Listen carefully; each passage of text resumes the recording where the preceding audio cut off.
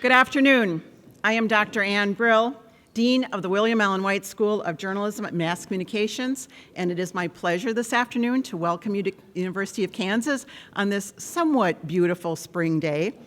Probably a few of you were woken last night with a storm, but the weather's fine. We're all here, and we're going to have a wonderful presentation. William Allen White Day is our signature event for our school, and we look forward to it each year for so many reasons.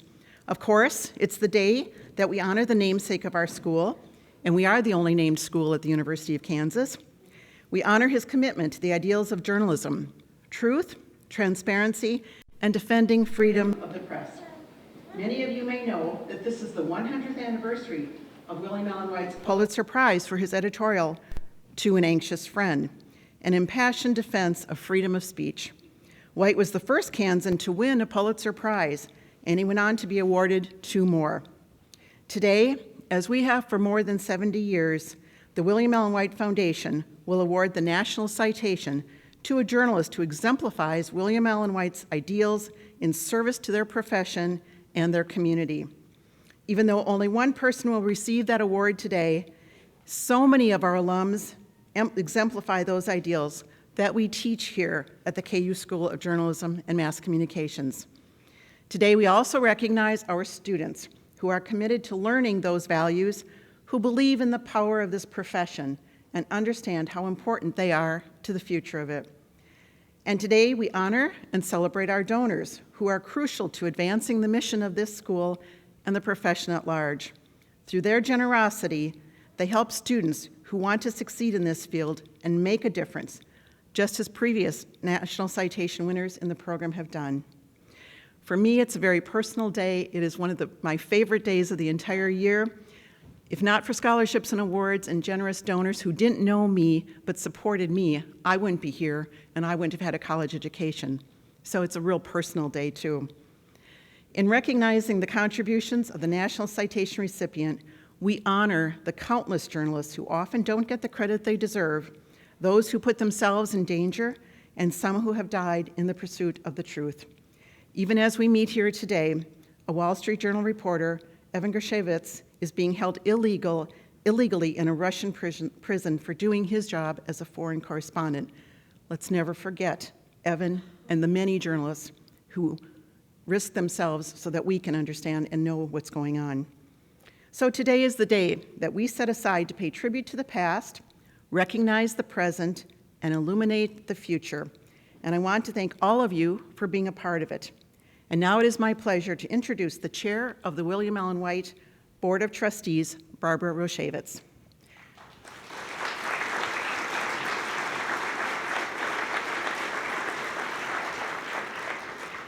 Barbara Roshevitz is a journalist, editor, and data specialist who over her career has covered governments at the state, national, and international levels. Last fall, she graced us when she returned to KU as the Hearst visiting professional in residence at the school. A resident of Washington, D.C., she most recently led a team of researchers at the Pew Charitable Trust who created a data tool and website that analyzes 50 state finances. When the internet was new and disrupted print journalists as we know it then, she joined stateline.org, a news site covering 50 state policy and politics that broke new ground as one of the first ever online news sites in the country. Earlier, she worked for the Wall Street Journal as a foreign correspondent based in the Middle East and later in the Washington, D.C. Bureau. She began her career covering the Kansas State House for United Press International. She is a Phi Beta Kappa graduate of the University of Kansas with a degree in journalism. Please welcome Barbara Roshevitz.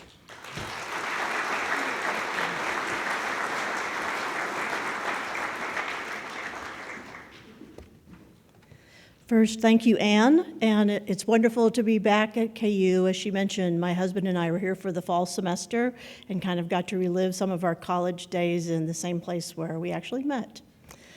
I'm here today because I want to talk about the William Allen White Foundation's special award. For 73 years, the William Allen White Foundation has presented its highest honor, the National Citation Award, to an outstanding journalist. The citation is awarded to an individual, team, or organization whose work in journalism and impact on America exemplifies the highest ideals of William Allen White. The purpose of the award is to honor the legacy of William Allen White, the legendary editor of the small-town Emporia Gazette. White's voice on the big issues of his day carried weight nationwide in the first half of last century.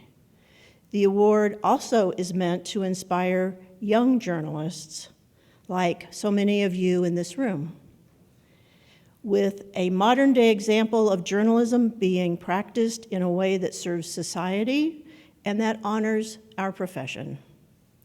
This year, the trustees of the foundation have chosen to honor Kevin Merida, a heavyweight in the news business who is steeped in journalism's finest traditions, but who is also known as an innovator. 2 years ago, Mr. Merida became the executive editor of the Los Angeles Times, one of the largest and most influential newspapers in the country. There, he oversees a roughly 500-person newsroom and has been charged with accelerating the news operations' ongoing shift into digital delivery of content. And that includes video and podcasts and community events and hiking guides and something known as an earthquake bot and more. Merida came to the LA Times from ESPN, where he helped to launch The Undefeated, a groundbreaking multimedia platform that explored the intersections of race, sports, and culture. There, he led creation of content on one of the most cutting-edge topics of our times, using documentaries, television specials, music videos, digital talk shows, and even 2 best-selling children's books. This explosion of new forms of storytelling follows a career in which Mr. Merida was immersed in what we call legacy media, as both a reporter and editor. He spent 22 years at the Washington Post as a congressional correspondent, national political reporter, feature writer, magazine columnist, and then eventually a senior editor. As managing editor, he led the newspaper to 4 Pulitzer Prizes and was instrumental in the Post's digital transformation. Before the Post, he worked for the Dallas Morning News, including as its White House correspondent, and in his first job after college as a reporter for the Milwaukee Journal. But his first claim to fame is actually that he was born right here in Kansas, in Wichita. So we can proudly count him as a Kansan, even though he moved as a boy to Washington, D.C. It is with great pleasure that I invite Kevin Merida to the podium to accept the William Allen White Foundation's 2023 National Citation Award. Come on up, Kevin.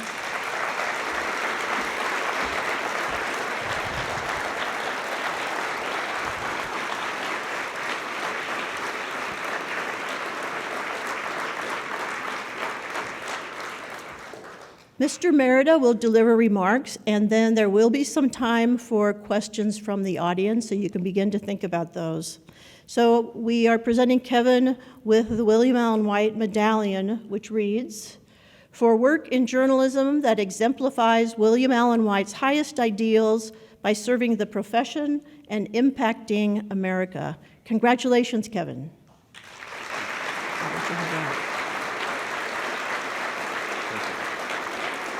Thank you, sir.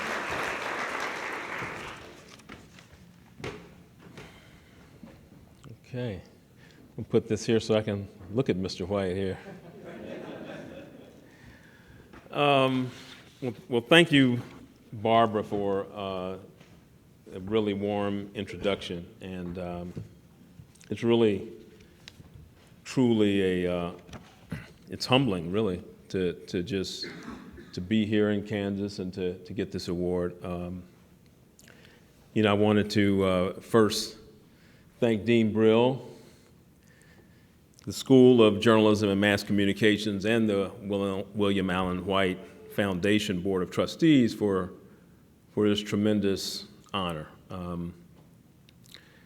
And I just love just being here, last couple of days being at this school and being able to be with students because they're our future, and I think all of us, particularly those who've been fortunate to be around. This is like my 44th year as a practicing journalist, making a living off of it. I want the next generation to kind of carry on our craft. I know everyone's not a journalist. I'm going to rep journalism. I know we got other degrees and other majors, but I hope the students really have the best time here, and this place sends them off into the world to do great things. I'd be remiss if I didn't mention some of my friends, Pat Gaston, particularly the professor, whom I work closely with at the Dallas Morning News and the Washington Post, a really good friend of mine, Jerry Seib, who, another great KU grad, we worked together and been friends a long time. I ran into Vicki Walton James in the hotel lobby, so a lot of friends here, which is great. But I really want to, I have my family here, and that's like means everything to me. Like my cousin Marcia and her husband Billy came up from Tulsa to be here. Haven't seen them for a while, and my dear aunt Doris Jean Bailey from Kansas City, who helped raise me, and she's here today too.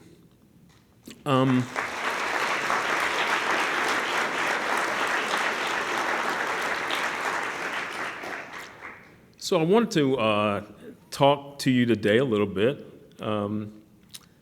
about how I've kind of come to view journalism after 44 years and how our profession is evolving in exciting but sometimes uncomfortable ways. I generally feel a lot more comfortable just being down there at a small table talking and being in classrooms more than standing up giving a speech, because I like to be able to share and get that feedback from all of you. But I also want to, as I talk about it, to leave you with a provocative thought that I'll get to in a moment.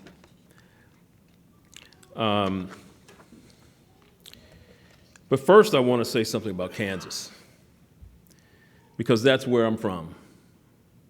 It's where my family's from. As Barbara said, I was born in Wichita, and there's really a direct line from Wichita to my journalism career, because my father, Jesse Merida, graduated from Wichita State in 1959 with a degree in geology. And there weren't like a lot of jobs in geology for a black man at that time that he knew of. He dared to pursue a career uncommon to people who looked like him, with no role models he knew of, and was discouraged by many, including some family members and friends. How could he possibly find a job in this field?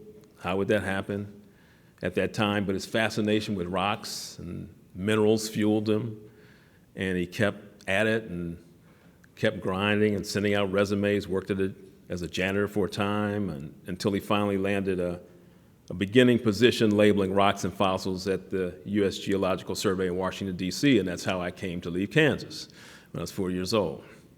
My dad was a dreamer, an adventurer. Died too young when I was a senior in high school, but got to the point where he was in a position, ended up at the Smithsonian Institution and went on some exhibitions and looked for rocks and fossils and got some of them. And so that's the model that I had. And so in some ways, when I got this notice of this award and I started looking at William Allen White, in some ways, that sense of spirit and determination was embodied by William Allen White. So we know the Pulitzer Prize winning editor of the Emporia Gazette, who borrowed $3,000 to purchase the newspaper in 1895 and never left it. Who fought the Ku Klux Klan and passionately defended small town values and the First Amendment, and went by the name of the Sage of Emporia, which, to me is like, I want a moniker like that. We all do, right? Like it's like being Batman or 007 or something.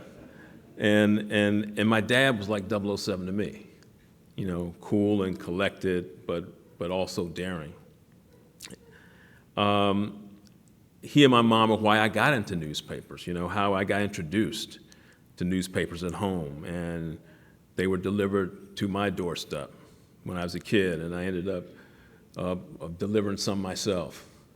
And I made a habit of regularly reading the great Washington Post sports columnist Shirley Povich, and that kind of fueled my passion toward the craft.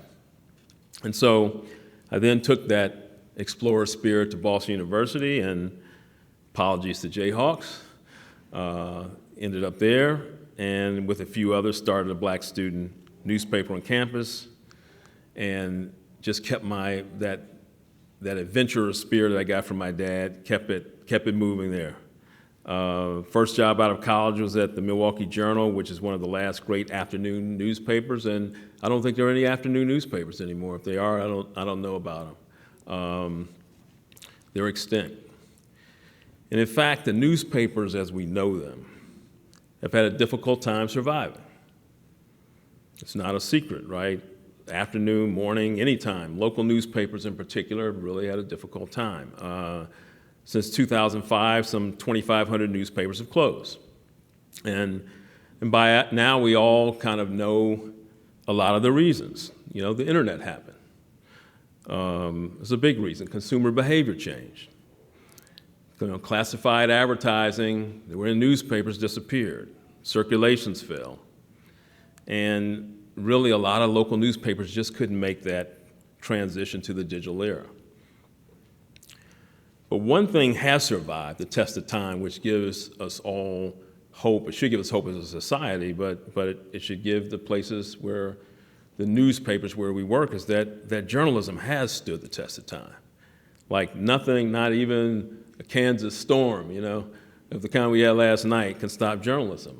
Nothing that has been thrown in front of journalism has stopped it and derailed it and canceled it. It's still here, and which is not about the platform or the delivery mechanism, but it's about the craft itself. The practice of reporting and verifying, of holding authority accountable. It is a profession with values and ethics that include an adherence to fairness, rigor, truth. You know, journalism shines light in dark corners.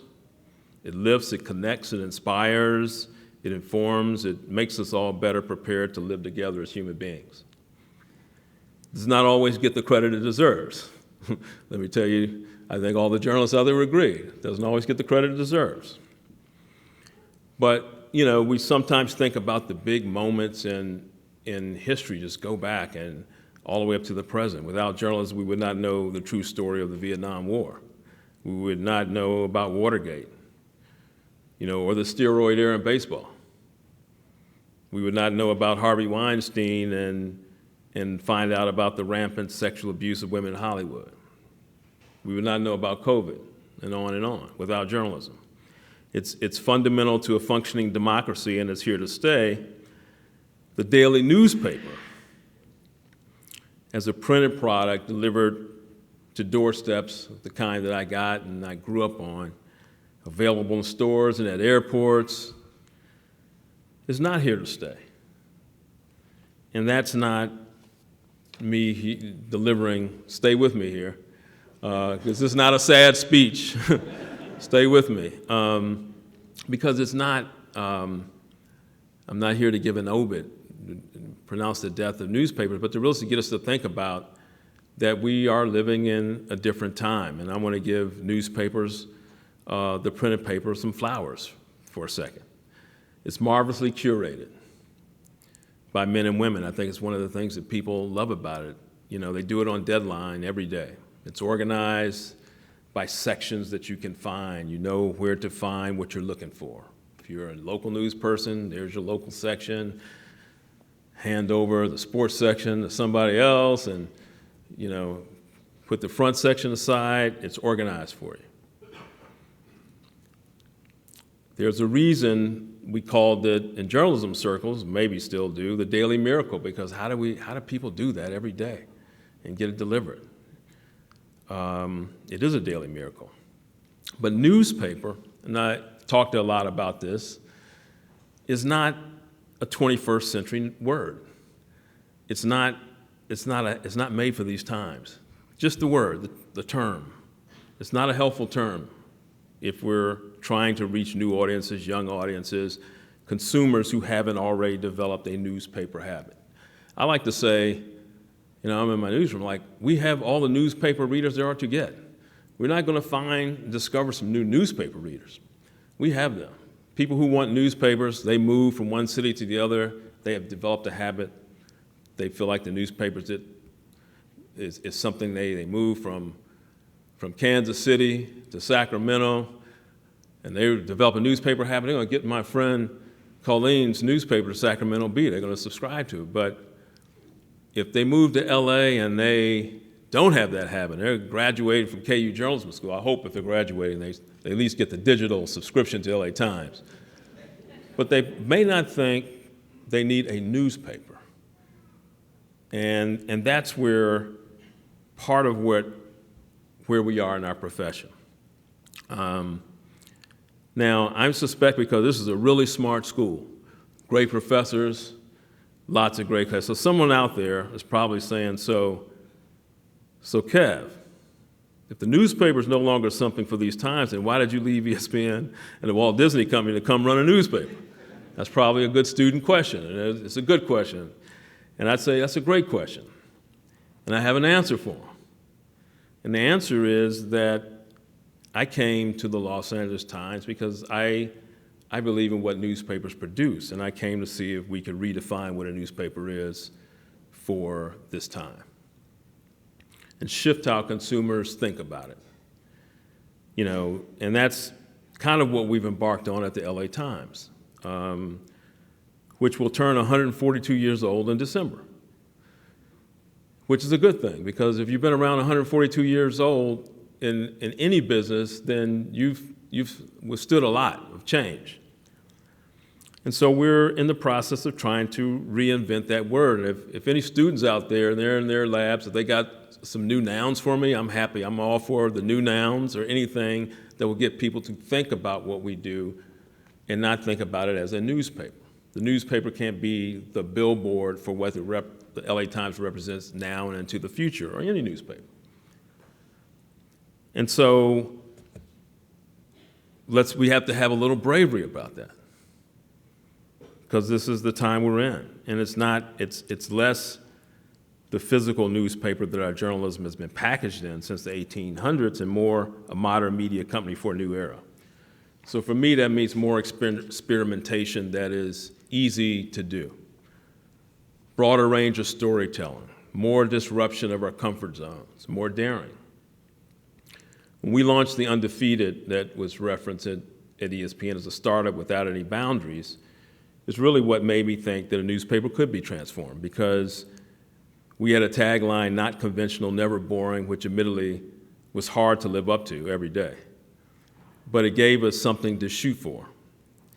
And even though we had a website that we produced on, we had a motto that was content agnostic. This was mentioned in Barbara's introduction. We had 2 best-selling children's books. We had an original anthem created for Black female athletes. We had research projects. We produced albums, music videos, documentaries. We hosted town halls, televised specials. We had photo exhibitions. We partnered with universities. We went wherever people were, where we could reach them in different ways. And one of the challenges of pioneering anything new is finding enough confidence. It's an underrated thing.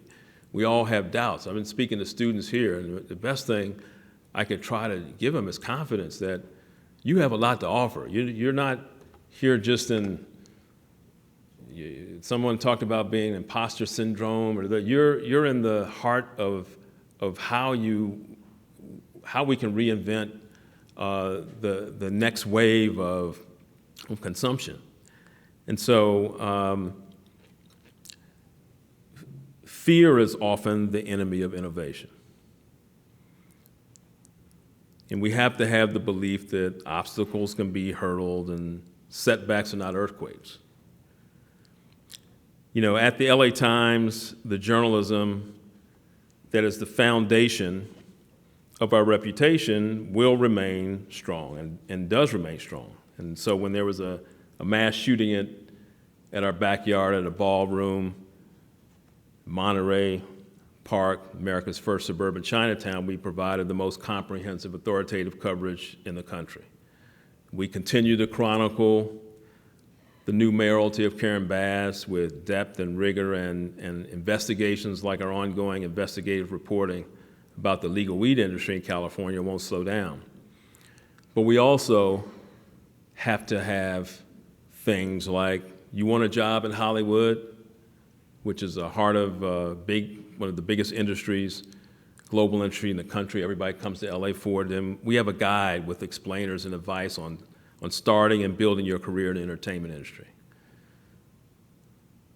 We can tell you the 50 best hikes in Southern California, where to get 9 of the greatest sandwiches in LA that you should try right now, and the ultimate guide to everything you need to know about karaoke. We have a digital map that tracks wildfires, so that lets you know where they are, how they're traveling, how bad they are, how to prepare for them, how to evacuate from them. We have a new platform in development that will explore Latino culture and identity. And we have a team of social content creators we put together. They're about to get their own studio that we call the 404 that includes a puppeteer.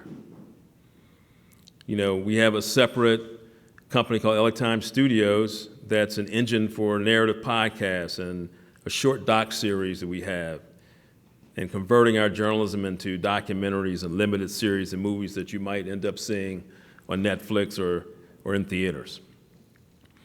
Working on a mural series. You know, we can have murals, support artists to have murals across the city as representations of creativity that we can support and sponsor. And so there's no real limits of what you can do to reach people through what we thought was a newspaper if we do some other things and we tell people it's something else. We have to reach people where they are and intrigue them so that more of them will come to what we have to offer. And so to me, it's ultimately we have to re-engineer in the public's mind what a newspaper is for and what it can do for you, and essentially enhance its value, because it is valuable. I don't know how many students, if I had a hand, let me just try this out for a second. So you're a student, I don't know how many subscriptions you have and how much disposable income, but let me just say, if you were starting out and you've got, you know, a certain amount of disposable income, you got Amazon Prime asking for portion of your wallet, Netflix, HBO Max, Apple TV, maybe you're a sports fan, you got to get the Disney bundle for ESPN, and then maybe you get the New York Times because you think that's a national newspaper. No offense to anybody at the New York Times, love the New York Times. But then you're going to get the LA Times, you're going to get my friend's paper, Sacramento Bee, you can get the Kansas City Star. But if I ask that question, where does a newspaper rank in your wallet? Because you got so much disposable income. So my thing is, I got to do enough that you have to have that. If you're living in LA, you have to have the LA Times. You can't live in Sacramento and not have Sacramento Bee. You know, because if I'm not producing something that you have to have, then I'm not doing good enough job as executive editor. But if you are moving to LA, I need you to try the LA Times.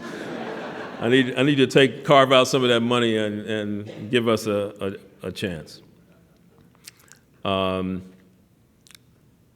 So here we are. I'll give you one example of something we did, and this is just like instant innovation in real time. So when I got here early on in our tenure, and I wouldn't say I'm a TikTok consumer aficionado, but I know the popularity. I see the things that they're doing on TikTok, and our TikTok account was not very robust when I got there. I'm wondering, I'm thinking like that's not really good. We've got to build that up, and it's a really interesting platform. You need the right kind of creation. And so our Washington Bureau chief had seen a creator with the handle Under the News Desk that she followed, and the content creator goes by V. At the time had probably close to 2 million followers on TikTok, just doing the news. And the concept was Under the News Desk was the handle because, when we think about news, we think, if you go way back to the Walter Cronkite and Dan Rathers, they're Regal and Curious Authority, or Jake Tapper, whoever you listen to, and they're above the news desk. They, nice tie, and they're looking sharp. But V was under the news desk, so he was like this. Literally under and kind of whispering news, but very effective. And so our Washington Bureau chief said, why don't you, maybe we can contract with him, and he can take over our handle and with the LA Times, and we started doing that. Our TikTok account was 3,000. I'm embarrassed to say that out loud when I got there. And within 6 weeks, and it was 132,000. And kept building, just because somebody knew how to. He was a native and someone regarded on that platform, and that was a very simple thing. It transformed our account, and then we built it from there. I'm going to leave you with one story, and then I'm told we have some time for questions, that gets back to the newspaper and the symbolic importance of it.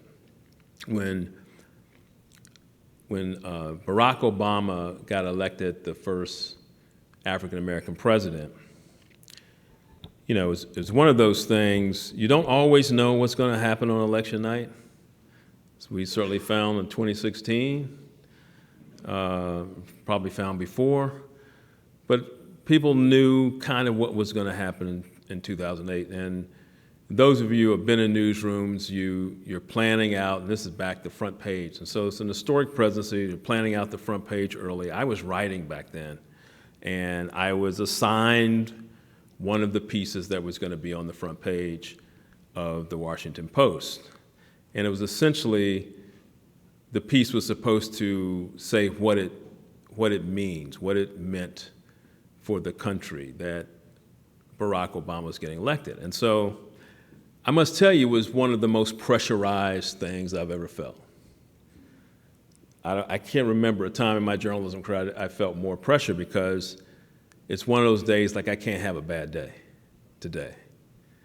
I got to really be good, because there was an understanding that newspaper was going to be an historic newspaper for the history books, and people are going to look at it, and researchers and framing is going to be in archives, and that electing the first African-American president in a country is going to be something that's going to be documented. And that's also, in a sense, what the value of newspapers is, that they are the historic records. We used to say the first draft of history, but they are the history. It's when the historians are poring over and they're trying to find out what happened when it happened, the newspaper was central to that. And so I did my piece, and I think it turned out all right. I studied, I prepped, I did it. I took a lot of feeds that night, and it's on the front page, and I framed it, I gave it to my family so they could have copies, and it was a reflection really of that the newspaper is still important,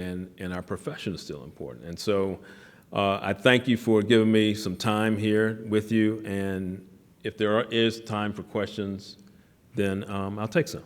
Thank you.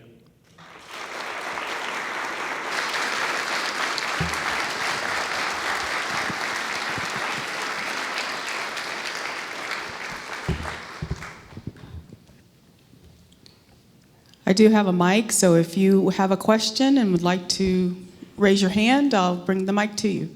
Oh, in the front.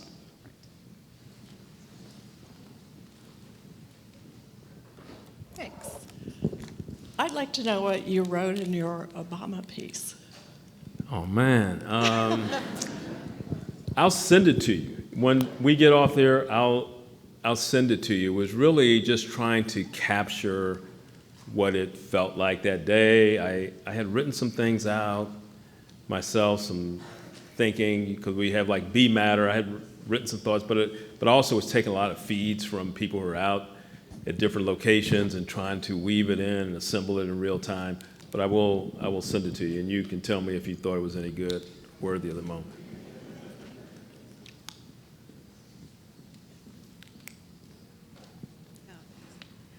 So I've kind of made a big switch from legacy journalism for many years to more marketing communications. And one thing I found that newspapers found the hard way is that you could create wonderful content, but people don't see it necessarily. So how are you kind of melding those two worlds, like creating wonderful content and making sure people see it? That's a fantastic question, because now our business is so sophisticated.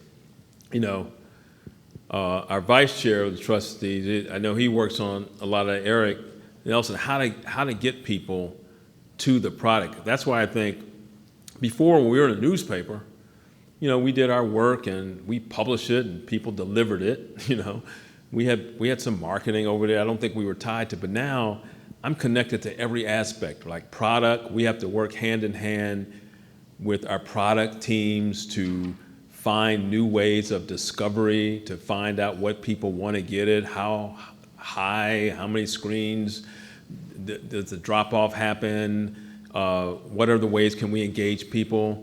So we're constantly testing. We also have SEO specialists, you know, for those who know, search engine optimization specialists, to know how people are, you know, how we can kind of get our share of the search for topics, you know, the tagging system of how you tag stories. It's just so many things that go into it. Headlines are one of the biggest drivers. Like, headlines have to really be great. So we're working on all these things, you know.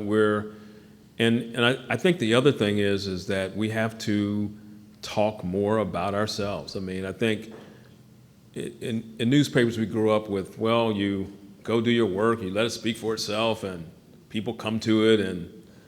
But now you have to sell it. You know, you've got to sell who you are. You've got to promote things. I want when we're dropping a big investigation, I want trailers. I want sizzle reels. I want things like the movie studios have that entice you to come to a movie. I want to make people come to our work and make it enticing. So marketing's a big part of what we do, and so I just think we have to do more. You know, we have to work harder to get people to come to our work.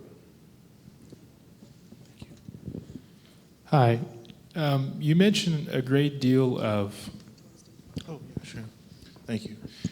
You talked a lot about the emphasis of being adaptable in the journalism world, looking forward, what kind of changes we can make, how can we shape consumer behaviors.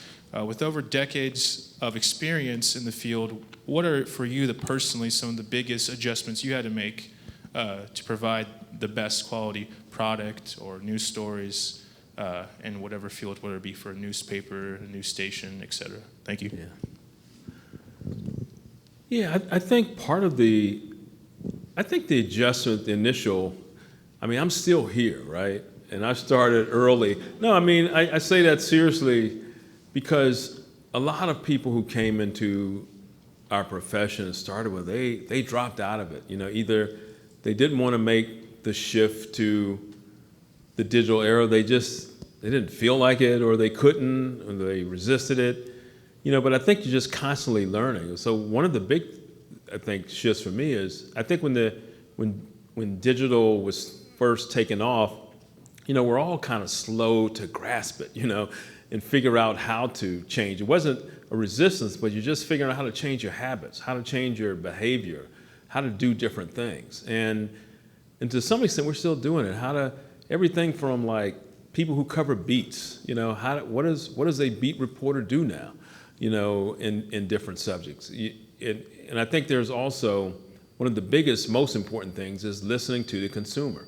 It's like we're not the smartest people in the world, because we are producing things. You do have to listen to what people want and pay attention to what is the work that people want to read and consume, and we look at this constantly at our place, and we see the percentage of stories that no one reads, and we have kind of a threshold for that. If it's less than 2,000 viewers, it's like nobody reading it, and so when you have work that no one's consuming, why keep doing it?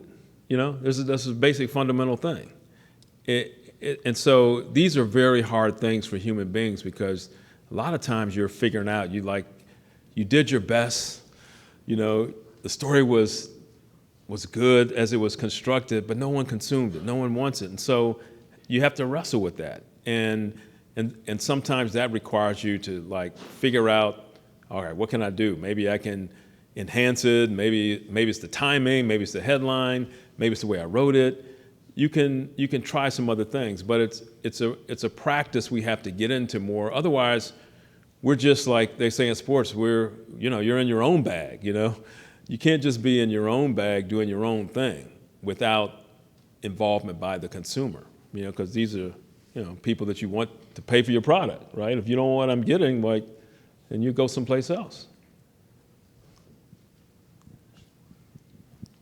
Hi, my name is Abdul. I'm an international student from Mosul, Like the bow Iraq. tie, man. Nice. Thank you. Thank you very much. So one thing that I have seen in the journalism field is that newsrooms are very hesitant to hire foreigners.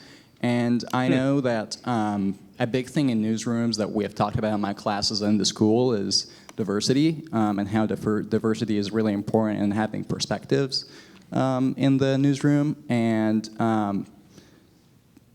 I think that international students and foreigners are very overlooked in the newsroom. So I'm just curious how this plays out in the LA Times specifically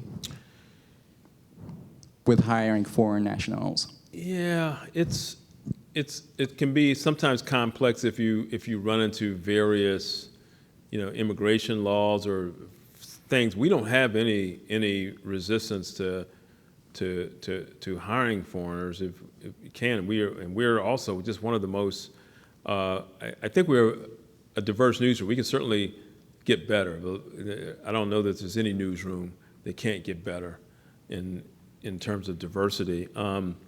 But we also in LA, we have a place. We're anchored in a city where in a state where 1 in 4 Californians are foreign born, and so we're in a place that something like 100 languages are spoken, and the largest populations outside of their native country in so many places. Largest Chinese population outside of China, and largest Mexican population outside of Mexico, and on and on. And so we have a lot of a different perspective on that. We're trying to reach those audiences, because those audiences are potential consumers for us. And so we feel like, and I think it's also, we don't have enough native language speakers across a range of communities, and that's something that I think we talk about a lot. And so I can't speak for others why, what you say, but I know it's always something on our mind. Okay, I've heard from Dean Brill. We have time for one question, and this woman here gets it. So you mentioned the hustle and bustle that comes with being a journalist. How have you worked to prioritize work-life balance during your career? Well, I'm glad my wife, Donna Britt's not here, because she would take the mic now and say, not very well.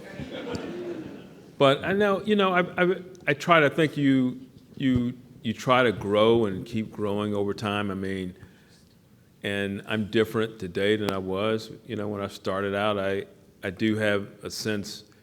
It's also self-care is so important to just how good you can be at work. Like, I do a lot of things, not the kind of things like LeBron James does with his body and spending $2 million, but I do a lot of that stuff, athletes, cryotherapy, massages, and, I listen to music and, go for walks. I do a lot of things. You also want to have other kind of like stimuli in your life, like my grandson, it just brings me joy.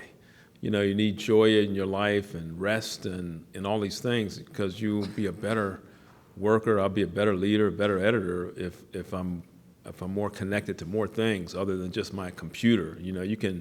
It can be a trap, like people say. My wife will say, you're never going to empty your email inbox. It's never going to be empty. It's always going to just keep repopulating. So if you're a prisoner to it, and I say that about editors today, the modern editor, executive editor, at least as I see it, I can't be sitting at a place with two screens just looking at copy and looking at things. That's what the editors were when I first thing. They were sitting at the desk and making decisions about stories. They're in the very granular business then with their heads down. Now I got to be out in the world. I got to talk to people. I got to think strategically. I got to do a lot of different things. And so it helps to I think the complexity of our profession helps with the work-life balance. You realize you can't do it all, at work. And I think when you get older, you realize, man, it's not like I think, tomorrow is, I'm preparing for tomorrow or not. It's like living for today because tomorrow's not promised, and enjoy today. Be the best person you can be today. And so I think I'm better today, but I'm glad my wife's not here because I'm sorry, may we ask one more question from another great question? Can we ask one more? Thank you, Sure. Dean. Scott, you're controlling the mic back there. Good job. Give me the mic, you're in trouble. No, good job. Hi, I'm Amina, and I have one question in regards to what advice do you give to the emerging journalists of color as journalism changes now? Go for it. My advice is go out and do the thing you want to do. I think it's a great time. I think our profession is great. We still have a lot of problems in it with diversity and inclusion and representation and empowerment. We still are struggling with that as an industry, as a society, a lot of workplaces. But, I think we've got a lot of people in place that can help, and we've got a lot of talent out there. And so I think let's not be shy. The thing I say, let's not be shy. Let's go be assertive and bring your talent. Let the world see you. Do things. I think the advice is just really come into it with a certain kind of confidence and build relationships. Relationships are your friend. Make those relationships. Make your friends before you need them. And I think that and perfect your craft, study, work hard, really just hone, sharpen your skills, but it's a good time. I think it's a good time to come into our profession. We certainly need you. Thank you.